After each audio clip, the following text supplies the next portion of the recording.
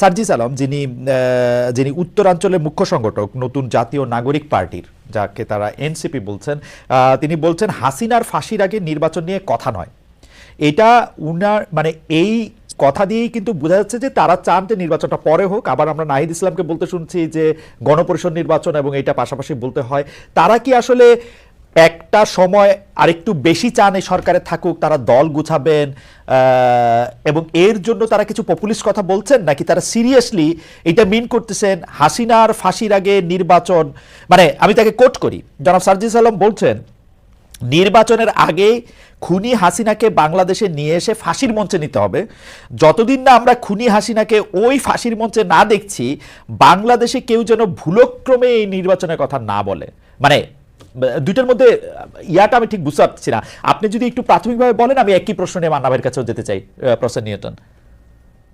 আচ্ছা খালিদ, সার্জিস আলমের কথা আমি একভাবে বিবেচনা করব, হ্যাঁ, আর নাহিদ ইসলামের কথা একভাবে বিবেচনা করব, আর সরকারের যারা পরিচালনার দায়িত্বে আছেন এই মুহূর্তে উচ্চতর পর্যায়ে আছেন তাদের কথাকে আরেকভাবে বিবেচনা করব। আচ্ছা, রাজনৈতিক দল যখন জনসমাবেশে একটা বক্তৃতা করে, তখন সেখানে অনেক রকমের বিষয় আসে।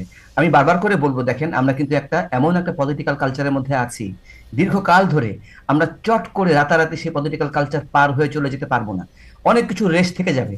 কিন্তু আমি ঝোঁকটা দেখতে চাই যে ওভারঅল ঝোঁকটা কেমন, ওভারঅল ঝোঁকটার মধ্যে কি বের হয়ে আসার, পার হয়ে যাওয়ার, সামনে যাওয়ার প্রবণতা আছে কিনা একটু। আপনি একদম পরিষ্কার করেছেন। আমি একটু যেন মাহমুদুর রহমান মান্নার কাছে বলতে চাই যে উনি রাজনৈতিক দল এবং সরকারের মধ্যে আলাদা করতে থাকতে চান, এবং এই যে হাসিনার ফাঁসি আগে নির্বাচন নিয়ে কথাই নয়, এইটা নিয়ে আপনার মতামত একটু জানতে চাইবো জনাব মাহমুদুর রহমান মান্না।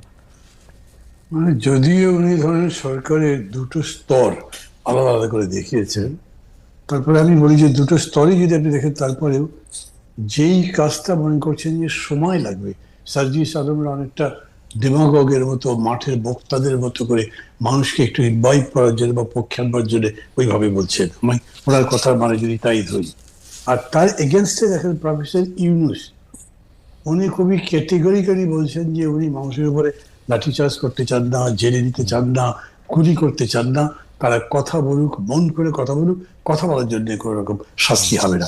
খেয়াল করবেন, ডক্টর ইউনূসের এই কথা কিন্তু এক ধরনের ভাবে যদি দেখেন, তার একটা যুগান্তকারী ব্যাপার। একটা সময় অতিক্রম করে যেখানে মানুষের কণ্ঠ রুদ্ধ করার ব্যাপারটাই প্রধান ছিল, সেখানে তিনি সম্পূর্ণ অর্গল খুলে দিয়ে বলেছেন, ইউ স্পিক, কোনো অসুবিধা নেই তোমাদের। তার এগেস্টে মনে করেন সার্জিসই হোক কিংবা নার্স কি বলে আপনার ওদের নাহিদ হোক অথবা অন্য যেই হোক, তারা কি এরকম করে বলতে পারতেন না? তারা তো এর আগে বিতর্কটা শুনেছেন। চাইলেই আপনি শেখ হাসিনার ফাঁসি আদিষ্ট করতে পারবেন, আদেশ করতে পারবেন না, এটা বিচার বিভাগ বলবে। তারপরে কথা হচ্ছে কতদিনের মধ্যে করবে সেটাও ঠিক করতে পারবেন না। তাহলে আপনি কিরকম করে নির্বাচনী প্রক্রিয়া থেকে ওর সাথে এইভাবে বেঁধে দিতে পারেন? আপনি সেটা বরঞ্চ বলতে পারতেন আরো সহজ করে মানুষকে বোঝাবার জন্য যে এদের শাস্তি হতে হবে এবং সেই শাস্তি ছাড়া এই দেশে গণতন্ত্র হবে না। কথা তো অনেকভাবে বলা যায়, কিন্তু উনি যেরকম করে বললেন, যদি আপনি এটা লিটারালি নেন, উনি যেরকম করে বলেছেন সেরকম করে নেন, তাহলে সেইভাবে করা যাবে কি? কতদিনে করা যাবে? ইতিমধ্যেই দেখেন বিএনপির 2-3 জন নেতা এটার উপরে রিয়াকশন দিয়েছেন। যেখানে আপনি ঐক্যের কথা বলেছেন, ঐক্যের কথা বলে আপনি অনুষ্ঠানটা শুরু করলেন, এইখানে রীতিমতো বিভেদের স্পষ্ট হয়েছে, 24 ঘন্টাও লাগেনি। তো ওই কারণে আমি বলছি যে এইটা এরকম নয়, হ্যাঁ ধীরে ধীরেই তো হবে, একদিনে সব বদলাবে না। কিন্তু কিছু কিছু বিষয় আছে যেটা ইনস্ট্যান্টেনিয়াসলি হতে পারে, যেরকম করে ডক্টর ইউনূস বলতে পারলেন যে বলে যান আপনারা, এবং তার সম্পর্কে কত কথা বলা হচ্ছে, উনি তো কাউকে তার জন্য তার গায়ে হাত দিচ্ছেন না, কোনো কিছু করছেন না। আবার এইখানে আপনি এমন ভাবে বলছে তাকে এনে তারপরে ফাঁসি দিয়ে তারপরে নির্বাচন, তার আগে কেউ নির্বাচনের কথাই বলতে পারবে না, অথচ নির্বাচনের কথাই এখনো ডমিনেট করছে। পুরো গভর্নমেন্ট নির্বাচনের জন্য সংস্কার করে ডেট ডিক্লেয়ার করে ওটাই তো করছে।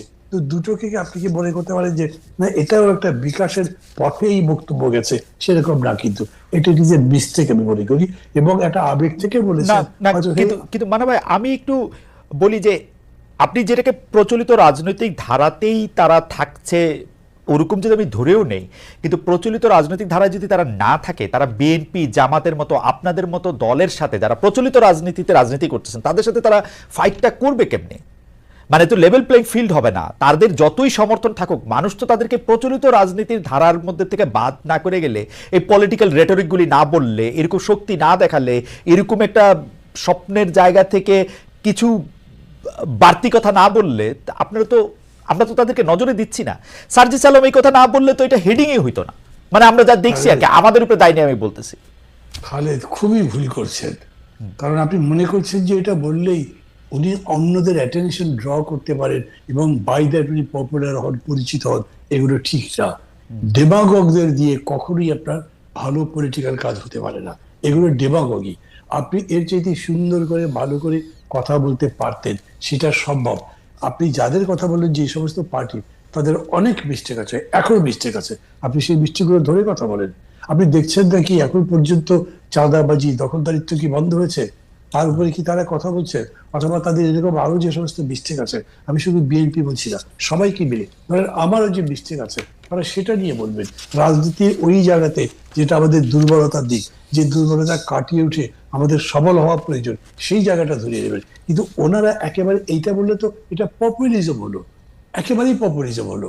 কারণ একদিক দিয়ে তাদের গভর্নমেন্টের আপার লেভেল বলছে ইনক্লুসিভ পলিটিক্স করতে হবে, সেনাবাহিনীর প্রধান বলছে ইনক্লুসিভ পলিটিক্স, আর আপনি কি বললেন? দুটো কন্ট্রাডিক্ট করছে ডাইরেক্টলি। মানুষ তো কনফিউজ হবে। আপনি এটাকে যদি ব্যাখ্যা করে গুছিয়ে গঠনমূলক ভাবে একটা বলতে পারতেন, তাহলে মানুষ একটা ডাইরেকশন পেত। মানুষ মনে করতে পারতো, হ্যাঁ এই ছেলে, তার বয়স যত কম হোক কিংবা বেশি হোক, সে বোঝে, সে সামনের দিকে আমাদেরকে নিতে পারবে। কিন্তু আমি আপনাকে বলে রাখছি, আপনার মাধ্যমে যারা শুনছে তাদের বলছি, এই বক্তব্যের সমালোচনাই চলবে বেশি। কেউই স্পষ্ট করে বলবে না, হ্যাঁ ফাঁসির পরেই তেমন ভোট হবে, এরকম করে অন্যরা বলবে না। মানে কি দাঁড়াবে? তার বক্তব্য অনেকটা টপড আউট হয়ে যাবে। আমি এটা মনে করি এরকম, এবং আমি মনে করি বলে স্পষ্টতই বলছি। আপনি এরকম করে এমনিতে ধরেন, যেমন আমি ব্যক্তিগতভাবে তো ফাঁসি ঠিক করি সাজা হিসেবে, কিন্তু সেই বিতর্ক পাচ্ছি এখানে। আমি এটা মনে করি তিনি যত বড় অপরাধ করেছেন তার জন্য তাকে শাস্তি পেতেই হবে। এই কথা যদি আমি বলি, কেউ আমার সাথে বিরোধ করবে না। কিন্তু আমি যদি বলি ফাঁসি দাও, তারপরে ভোটের কথা বলবে, তুমি ভোটের কথা বলতেই পারবে না, এই কথা তো বলা যায় না। এইটা দিয়ে মানে ভাই এক লাইনের একটা শুধু প্রশ্ন করতে চাই। আপনি ডেমাগোগির কথা বলছিলেন। এখন আমরা তো যাদের বয়স 50-এর উপরে, তারা তো হচ্ছে আপনার বক্তব্য দেখে আপনাকে বেশি পছন্দ করেছি, মানে আপনার বক্তব্য শোনার জন্য দাঁড়ায় থাকছি। সেই বক্তব্যের মধ্যে তো অনেক মানে আমি ওইভাবে বলতে চাই না, কিন্তু অনেক পলিটিক্যাল রেটরিকও ছিল। আপনার বক্তব্য আপনাকে অনেক রাজনৈতিক নেতা থেকে আলাদাও করছে। আপনি অনেক সুন্দর কথা বলছেন। তো সেই ক্ষেত্রে যেই যুদ্ধটার মধ্যে থেকে ওরা জিতছে, যেখানে ওরা হিরো, ওই একটা সুইটেবল গ্রাউন্ড কেন ওরা টাইনা নিয়ে আসবে না? মানে ওদের তো ওদের স্টেডিয়ামে কেন ওরা খেলবে না? আমি তো সুইটেবল গ্রাউন্ড টানতে অস্বীকার করছি না, তার জন্য নিষেধ করছি না। কিন্তু এই গ্রাউন্ডটাকে সুইটেবল, আপনি কি ডিকটেট করতে পারেন যে তার ফাঁসি দিতেই হবে? আপনি কি ডিকটেট করতে পারেন এতদিনের মধ্যে ফাঁসি হতে হবে? বলতে পারেন না। তাহলে আপনি আনসার্টেনিটির মধ্যে পড়ে গেলেন না, কবে নির্বাচন করবে? 5 বছর পরে?